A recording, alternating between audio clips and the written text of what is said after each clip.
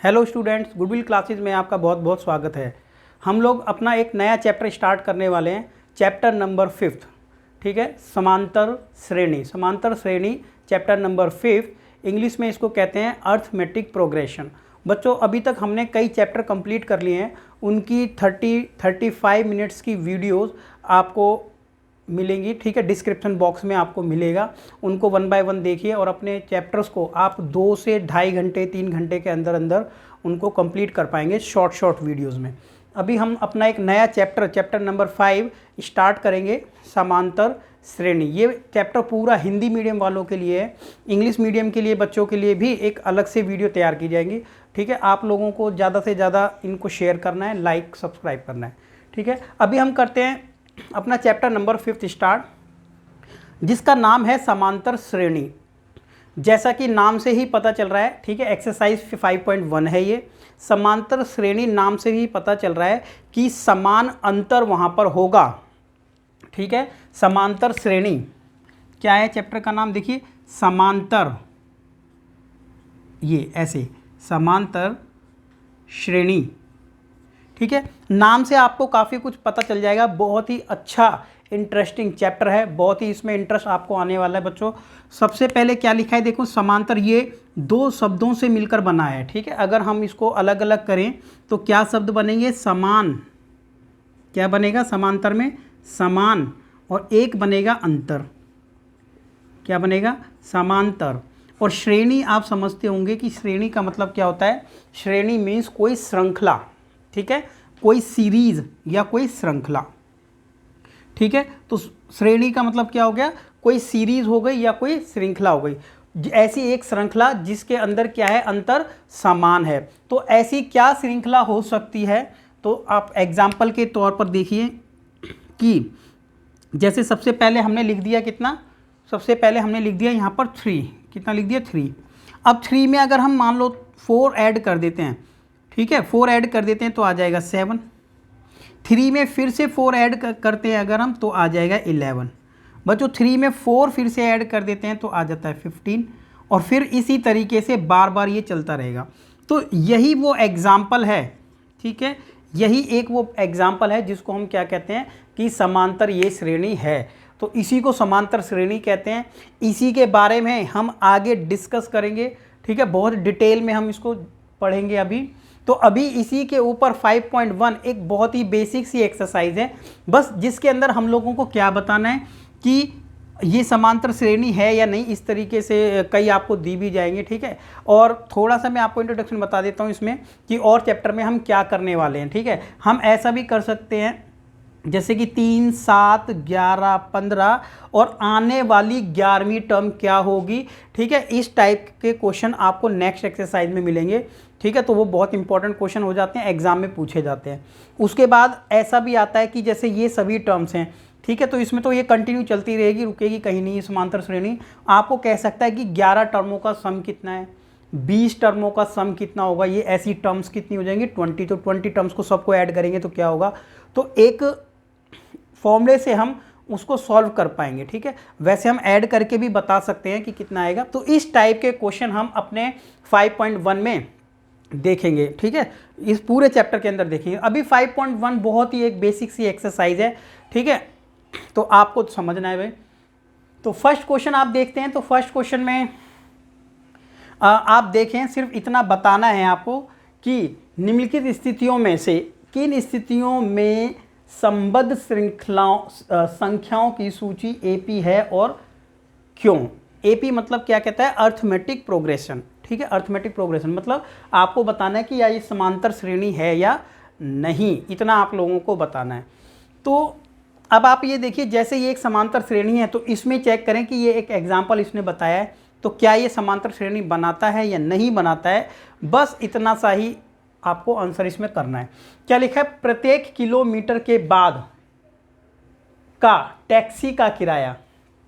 ठीक है भाई, टैक्सी किराया आप देखते हैं, जब आप टैक्सी में बैठते हैं तो पहले किराया बता दिया जाता है कि भाई 15 रुपये है, फिर आगे 20 रुपये, फिर हर किलोमीटर के बाद 25 रुपये या 30 रुपये, इस तरीके से होता है। तो क्या लिखा है, प्रत्येक किलोमीटर के बाद टैक्सी का किराया, जबकि प्रथम किलोमीटर के लिए किराया कितना है, 15 रुपये है और प्रत्येक अतिरिक्त किलोमीटर के लिए किराया 8 रुपये है। तो आप देखिए किस तरीके से हो सकता है ये। देखो प्रथम किलोमीटर के लिए क्वेश्चन नंबर 1 में फर्स्ट पार्ट की बात हो रही है। तो सबसे पहले जो किराया है प्रथम किलोमीटर के लिए, आप बता सकते हैं ऐसे कि प्रथम किलोमीटर के लिए, प्रथम किलोमीटर का किराया, ठीक है, प्रॉपर तरीके से बताएं तो प्रथम किलोमीटर का किराया कितना है? प्रथम किलोमीटर का किराया है 15 रुपये। जब हम टैक्सी में बैठते हैं 1 किलोमीटर के लिए टैक्सी ड्राइवर आपसे 15 रुपीज़ चार्ज करता है। उसके बाद हर किलोमीटर के लिए, उसके बाद हर एक किलोमीटर के लिए क्या करेंगे? प्रथम के बाद क्या आएगा? सेकंड, ठीक है। सेकंड किलोमीटर के लिए क्या करेंगे? सेकंड किलोमीटर के लिए क्या करेंगे? किराया हमारा क्या हो जाएगा? बढ़ जाएगा।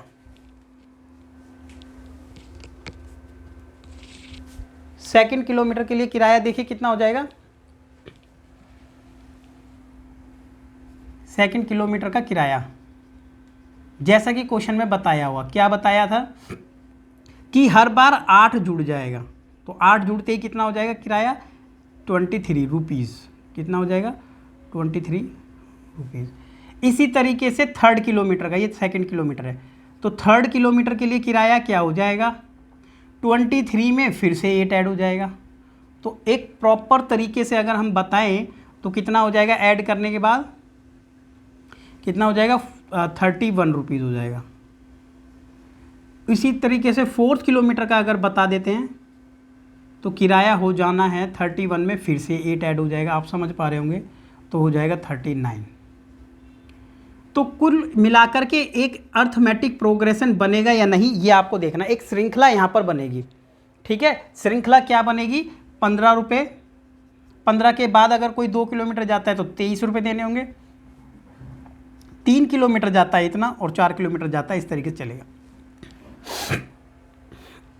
आप लोगों को क्या बताना है कि निम्नलिखित स्थिति में एपी है और है तो क्यों है। तो आप देखिए और बताइए एपी है या नहीं, कमेंट सेक्शन में बताइए कि एपी बनता है ये या नहीं बनता है, ठीक है। तो एपी ये है, वहाँ पर भी क्लियर हो गया था वैसे भी। क्यों? क्योंकि इनके बिटवीन जो डिफरेंस है, हर टर्म के बिटवीन क्या है? डिफरेंस, यानी अंतर। क्या कहेंगे इसको? अंतर। सार्वंतर भी कह देते हैं। क्या कहते हैं? सार्वंतर। कितना है बच्चों? 8। हर बार 8 का डिफरेंस है, ठीक है। डायरेक्ट आपको पता भी है कि हर बार 8 किलोमीटर, पहली बार तो 15 था, लेकिन हर टर्म के बिटवीन डिफरेंस कितना है? 8 है। बस यही इसमें आपको बताना था कि ये समांतर श्रेणी है या नहीं। तो ये एक बहुत ही अच्छा एक समांतर श्रेणी का एग्जाम्पल रहा। अब आ जाते हैं अपने पॉइंट नंबर सेकंड पर। पॉइंट नंबर सेकंड, ठीक है। पॉइंट नंबर सेकंड लगाइए, ठीक है। पॉइंट नंबर सेकंड,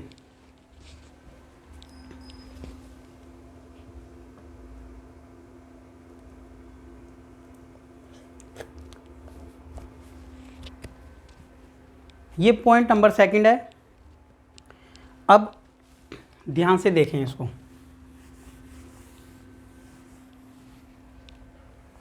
देखिए सेकंड नंबर पॉइंट में क्या लिखा है कि किसी बेलन में उपस्थित हवा की मात्रा, एक बेलन में, ठीक है, बेलन मतलब एक सिलेंडर में हवा की मात्रा, जबकि वायु निकालने वाला पंप प्रत्येक बार बेलन की शेष हवा का 1/4 भाग बाहर निकाल देता है।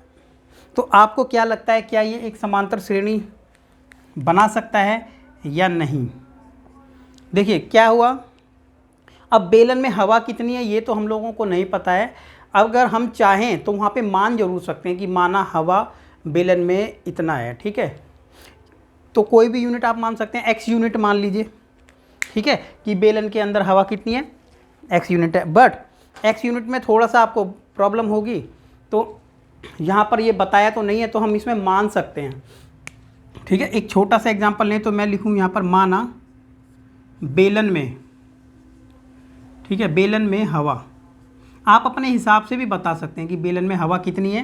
हम मान लेते हैं कितना भी, कि तो कितना मान लेंगे, हम समझने के लिए मान लेते हैं यहाँ पर एक अच्छा सा एग्जांपल 800, ठीक है, एग्जांपल के लिए कि 800 यूनिट इसके अंदर हवा है, ठीक है, ये इतना यूनिट थी उसके अंदर एयर। अब 800 में से क्या हुआ, 800 इसलिए माना क्योंकि 4 से वो इजीली डिवाइड हो जाएगा, राइट। तो प्रत्येक बार 1/4 भाग बाहर निकल गया तो बचा कितना, ठीक है। तो जब 1/4 भाग बाहर निकल जाएगा इसी का, तो देखें एग्जांपल सीधा लिख लेते हैं। पहले थी 800, अब जैसे ही 1/4 इसका बाहर निकल जाएगा, ठीक है, तो उपस्थित हवा की मात्रा कितनी हो जाएगी वो आप लोगों को देखना है यहाँ पर। तो जैसे ही 1/8 बाहर निकला बच्चों, तो 1/4 कितना होगा इसका, 1/4 कितना होगा 200, तो 200 निकल जाएगी तो बचेगी कितना 200, 1/4 हमने निकाल दिए, ठीक है, तो बचेगी कितना 600, क्योंकि 800 का 1/4 कितना हो गया 200, तो 200 हवा निकल जाएगी तो बचेगा कितना ये। फिर इसका 1/2 बाहर निकालें, इसी का बचे हुए पार्ट का 1/2, तो इसका 1/2 नहीं 1/4, कितना 1/4, तो 1/4 जैसे ही इसका निकालें तो 150 बाहर निकल जाएगी इसमें से, तो बचेगी कितना 450। फिर अगर हम दोबारा से इसका 1/4 निकालें, ठीक है, 450 का 1/4, ठीक है, तो पॉइंट में आ जाएगा, ठीक है, कितना आ जाएगा 4 एकम 4 और 4 एकम 4, फिर उधर आ जाएगा 4 दूनी 8 और कुछ आ जाएगा 4 पंजे 20, कुछ इस तरीके से ये आ जाएगा, राइट, ठीक है। तो ये 112 पॉइंट कुछ एयर इसमें से आउट हो जाएगी बाहर, तो फिर इसमें कितनी बचेगी 300, ठीक है, कितनी बचेगी 337.5 बचेगी, कितनी बचेगी बच्चों 337.5। अब आप लोगों को चेक करना है कि क्या इनके बिटवीन डिफरेंस इक्वल है या नहीं, ठीक है। तो आप डिफरेंस तो इसके बिटवीन इक्वल नहीं है, क्योंकि यहाँ पर डिफरेंस है 200 का, यहाँ पर 150 का, फिर यहाँ पर फिर घटता चला गया। तो आप देखें कि डिफरेंस ना यहाँ पर बराबर नहीं था, और अगर डिफरेंस बराबर नहीं है तो आप लोग क्या कहेंगे कि ये एक एपी नहीं बनाता, तो क्या लिख देंगे अंतर समान नहीं है, क्या लिखेंगे इस श्रेणी में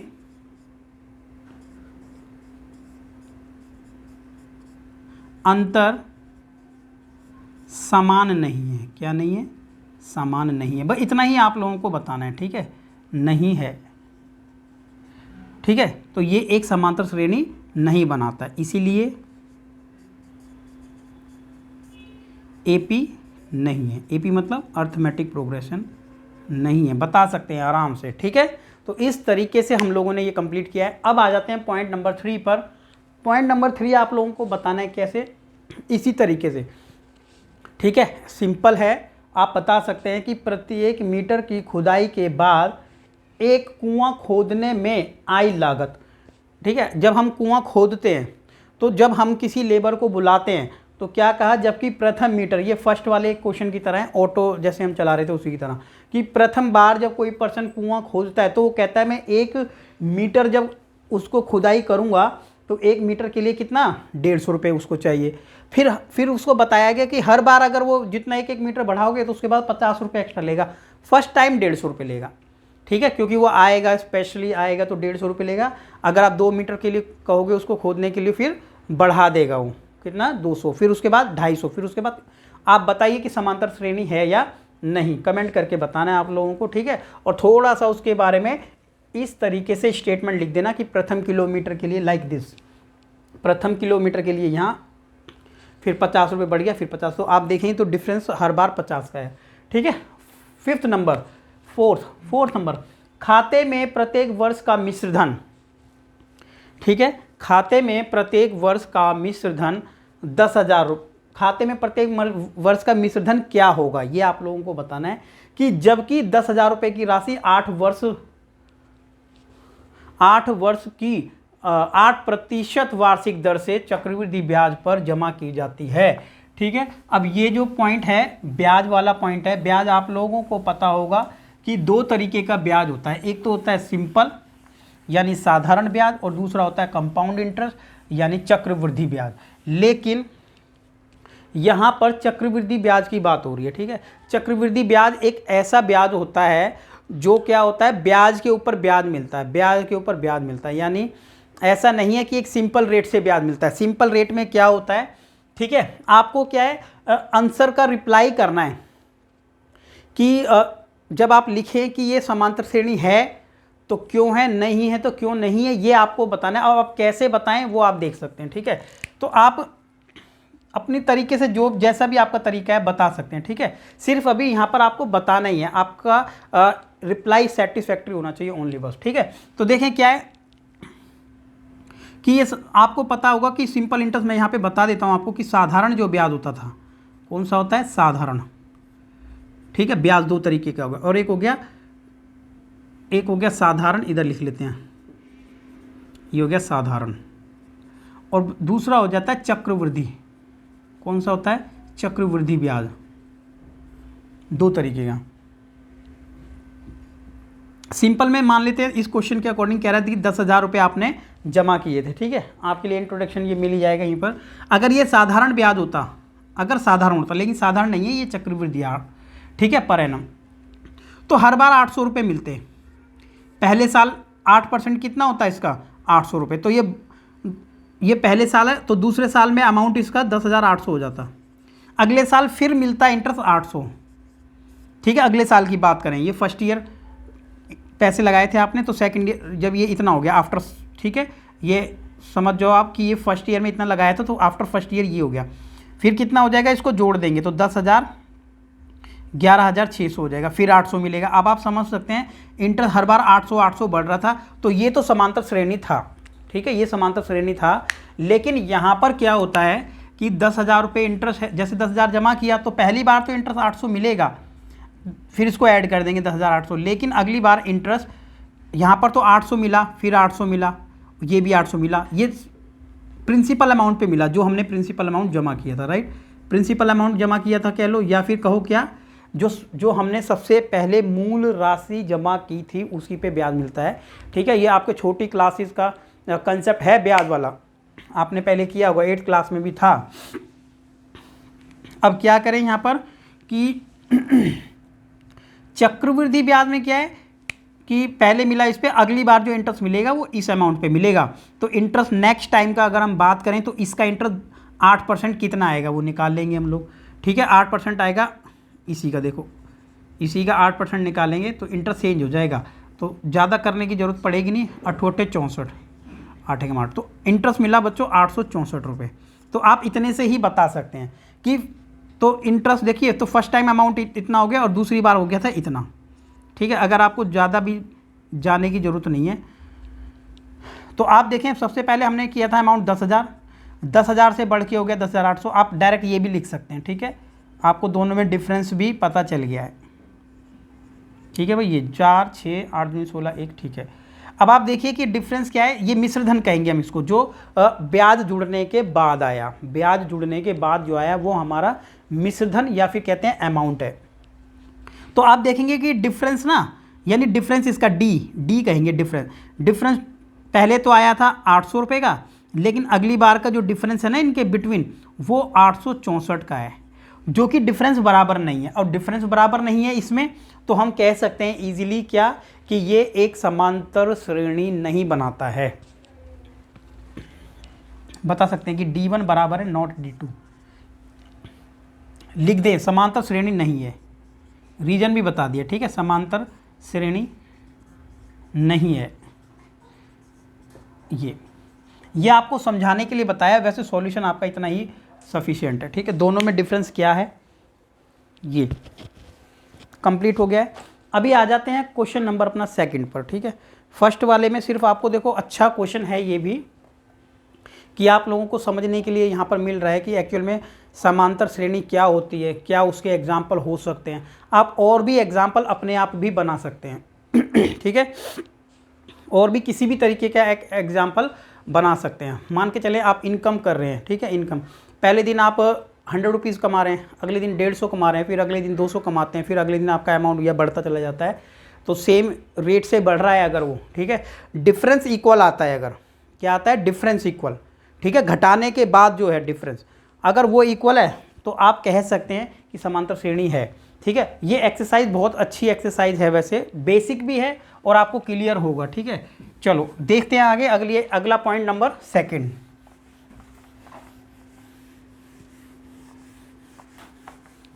देखिए पॉइंट नंबर 2 पे आ जाते हैं। ये 2 देखिए 2 नंबर में क्या लिखा है कि दी हुई एपी के प्रथम 4 पद लिखिए।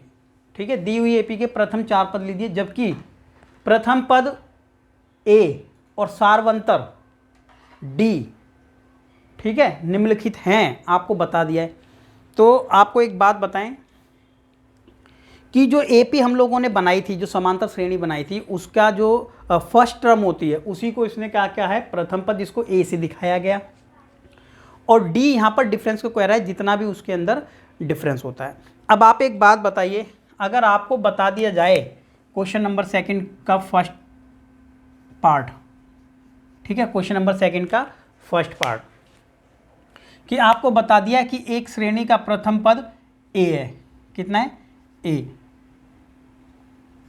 10 हो गया, और डिफरेंस इसका कितना है, 10 है, साफ साफ बता दिया गया आपको। तो अब आपको क्या करना है, एक समांतर श्रेणी बनानी है। ठीक है, दी हुई एपी के प्रथम 4 पद लिखिए। अब एपी के प्रथम 4 पद लिखने हैं तो देखें ना कि फर्स्ट जो टर्म है हमारी ए, फर्स्ट टर्म ए को ऐसे भी लिख सकते हैं A1, वो तो दी है हम लोगों को 10।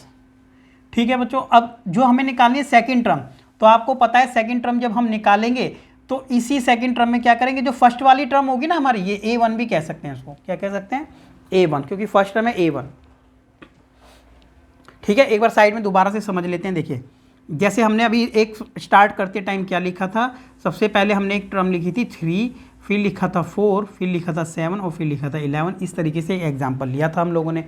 जो हमारी ये पहले वाला 3 है, इसी को हम क्या कहते हैं, फर्स्ट टर्म कहते हैं, या कहते हैं प्रथम पद। क्या कह देते हैं बच्चों, इसी को प्रथम पद।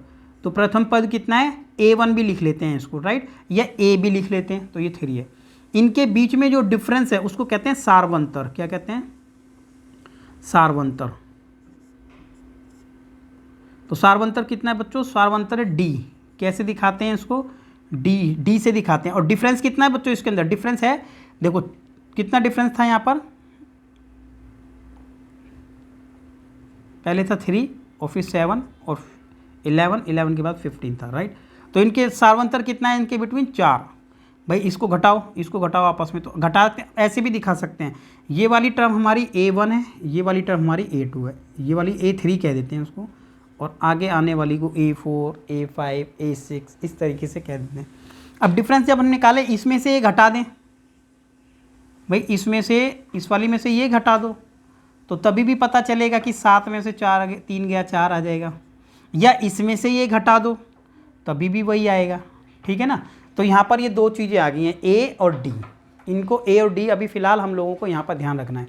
ठीक है, अब इस वाले क्वेश्चन की बात कर रहे हैं, तो इसमें कितनी टर्म निकालनी है अपने को, 4। तो अब ठीक है, और ज़्यादा फॉर्मूले की तरफ ना जाएं कि ये फॉर्मूला है, फॉर्मूला कुछ नहीं होता है यहाँ पर। ठीक है, अब आपको आगे आने वाली टर्म को 4 बढ़ाना है, तो लेकिन थोड़ा सा तरीका होना चाहिए लिखने का। तो इसलिए हम क्या करें, जब सेकंड टर्म निकालेंगे तो पहली वाली में D जोड़ देंगे। तो पहले 10 था ना, 10, ये A 10 था, तो D जोड़ा तो ये हो जाना है 20। तो वैसे भी हम लोगों को पता है कि एक टर्म जब फर्स्ट 10 है और उसमें 10 बढ़ाना है, तो 10, 20, 30, 40 हो, तो वैसे भी पता चल जाएगा।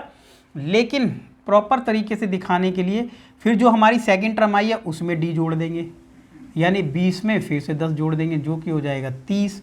फिर क्या करें, फिर हम A4 निकालेंगे, A4 निकालेंगे तो 30 में बच्चों फिर से ऐड कर देंगे 10, और ये आ जाएगा 40। अब आपको बोला गया था एक AP बनाए जिसकी 4 टर्म गिवन हो, तो बच्चों पहली हो जाएगी 10, दूसरी हो जाएगी 20, तीसरी हो जाएगी 30 और चौथी हो जाएगी 40। इस तरीके से ही आगे आगे कंटिन्यू चलेगा। तो वो तो डायरेक्ट भी बता सकते। तो पहले आप लोगों को भी यही करना है, क्या कि डायरेक्ट आपको बता देना है। अब जैसे ये वाला, इसमें बच्चों माइनस दिया हुआ है, कितना दिया हुआ है, माइनस। अब देखिए ये कर लेते हैं, एक टर्म जिसमें पहली टर्म तो -2 है, फर्स्ट टर्म क्या है, -2। अब उसमें 0 0 बढ़ रहा है, कितना बढ़ रहा है 0, तो 0 बढ़ाओ तो वो तो आपको भी पता चल जाना चाहिए क्या, ये भी देख लेते हैं। देखो फर्स्ट टर्म, ठीक है, या हिंदी में कहेंगे प्रथम पद, प्रथम पद कितना दे रखा है -2, जिसको किससे दिखाते हैं बच्चों, a से दिखाते हैं, राइट, कितने से दिखा देते हैं, a से, -2। उसके बाद लिखते हैं सार्वंतर,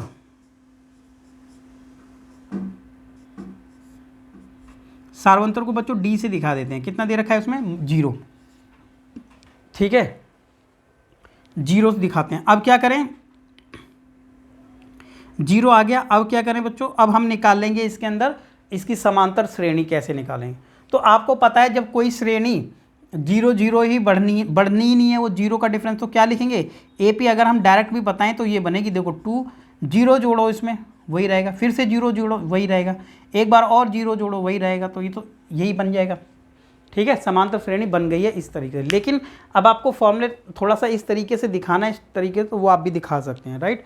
तो आ जाते हैं अपना पॉइंट नंबर 3 पर, ठीक है, आप कर सकते हैं, बहुत आसान एक्सरसाइज है। अब देखिए जैसे थर्ड क्वेश्चन है, माइनस वाला ही है, अपने आप करें, ठीक है, जैसे 4 है, 4 में 3 जोड़ना था, बट वो क्या है माइनस है, तो वो माइनस होता चला जाएगा, तो ये सीरीज माइनस में जाती रहेगी, ठीक है। तो पहले आ जाएगा 4, अब जैसे ही उसमें 3 माइनस होगा, क्योंकि वो माइनस करना पड़ जाएगा, क्योंकि साइन माइनस है, तो 1 आ जाएगा, 1 में से फिर 3 माइनस करेंगे तो -2 हो जाएगा, 1 में से फिर 3 माइनस करेंगे तो -5। तो इस तरीके से 4 टर्म आपको लिखनी है, आपको खुद करना है ये, ठीक है, थर्ड पॉइंट आपको खुद करना है इसका। अभी आ जाते हैं हम अपने क्वेश्चन नंबर 2 का 4th पार्ट पे, ठीक है, क्वेश्चन नंबर 2 पार्ट नंबर 4, क्योंकि थर्ड आपको खुद करना था, 4th पे आ जाते हैं। देखिए प्रथम पद कितना दिया हुआ है, प्रथम पद कितना है, यानी a की वैल्यू बच्चों कितना दे रखी है -1, ठीक है, और d हमें कितना दिया हुआ है, यहाँ लिख लेते हैं, d की वैल्यू हम लोगों को दे रखी है 1/2, a की वैल्यू यानी प्रथम पद -1 और उनका जो डिफरेंस है वो 1/2 है। अब आपको समांतर श्रेणी एक बनानी है, तो समांतर श्रेणी जो a है ना, ये A1 इसी को कहते हैं हम, तो लिख देंगे -1।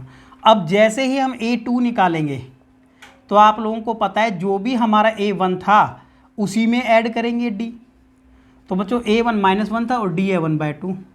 अब आप घटाएं अगर इसमें से तो कितना आएगा, माइनस का बचेगा 1/2, ठीक है, क्योंकि माइनस बड़ा है। अब थर्ड टर्म निकालो, तो थर्ड टर्म तो ऐसे आएगी, A2 में ही D जोड़ देंगे, -1/2 में अगर जैसे ही हम D जोड़ेंगे अपना डिफरेंस 1/2 0 आ जाएगा। फोर्थ टर्म निकाल लो इसी तरीके से, ठीक है, तो फोर्थ टर्म कैसे निकलेगी, थर्ड टर्म में D ऐड कर देंगे, तो थर्ड टर्म कितनी है हमारी, जो भी थी लिख लेते हैं थर्ड टर्म और D, बच्चों थर्ड टर्म तो 0 थी, अब इसमें ऐड करें 1/2 तो फिर ये 1/2 ही बचेगा। ऐसे करते चले जाएंगे और हमारी जो AP बन जाएगी वो क्या बनेगी, A1 A2 फिर A3 और A4, ये हमारी AP वैसे चलता रहेगा ये। तो बच्चों फर्स्ट टर्म कितनी आ गई थी -1, दूसरी आ गई थी -1/2, तीसरी आ गई थी 0 और चौथी आ गई थी ये, और फिर 5वीं निकालनी नहीं थी, 4 तक निकालना था, तो 4 तक ये कंप्लीट हो गया है। अभी आ जाते हैं अपना पॉइंट नंबर इसी का 5th, जो आप लोगों को खुद ट्राई करना है, ठीक है, कि पहली टर्म ये है, अब इसमें अगर ये जोड़ें, ठीक है, जोड़ना है वैसे, लेकिन वो एक्चुअल में साइन माइनस है तो माइनस हो जाएगा, फिर नेक्स्ट फिर नेक्स्ट फिर नेक्स्ट, तो प्लस माइनस वाला कंसेप्ट है, 10th क्लास के बच्चों आप कर ही लोगे सभी, ठीक है। कोई किसी भी तरीके का फिर भी डाउट आता है कमेंट सेक्शन में बताना है कि कहाँ प्रॉब्लम आपको आती है। क्वेश्चन नंबर 3 पे पहुँच जाते हैं अभी, क्वेश्चन नंबर 3 पे पहुँच जाते हैं। देखें